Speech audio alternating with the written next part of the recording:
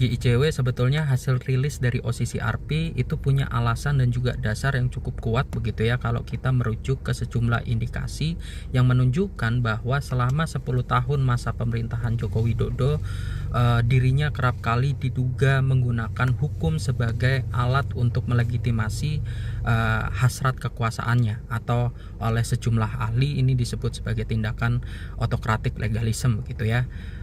Sebetulnya ada dua alasan untuk mendukung argumentasi ini. Yang pertama berkaitan dengan disorientasi politik hukum penguatan pemberantasan korupsi.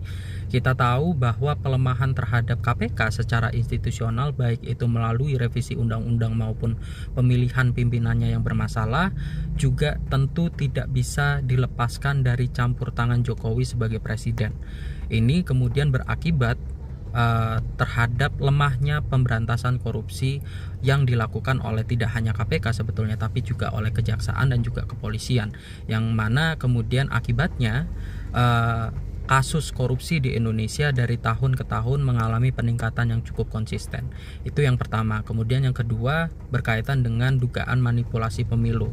Sebetulnya dugaan ini tidak hanya terlontar dari kalangan di tingkat nasional begitu ya, tapi juga di tingkat internasional, di mana ini bisa ditunjukkan pada bulan Maret 2024 United Nations Human Rights Convention itu sempat mempertanyakan perihal dugaan intervensi yang dilakukan oleh Jokowi ketika mengubah peraturan undang-undang pemilu berkaitan dengan syarat ambang batas usia minimal calon wakil presiden, yang mana ini diduga sebagai cara atau langkah dirinya untuk memuluskan jalan putra sulungnya begitu ya, Gibran Rakabuming Raka, untuk mengikuti kontestasi pemilihan presiden tahun 2024 lalu.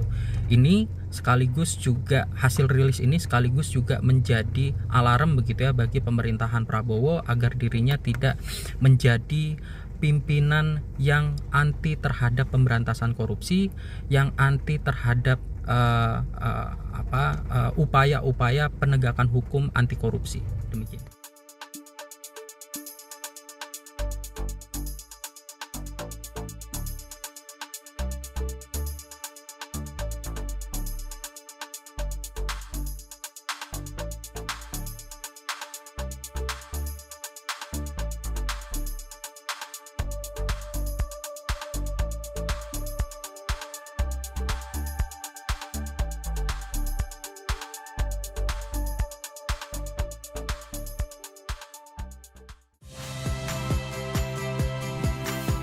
Saya Radi Saputro.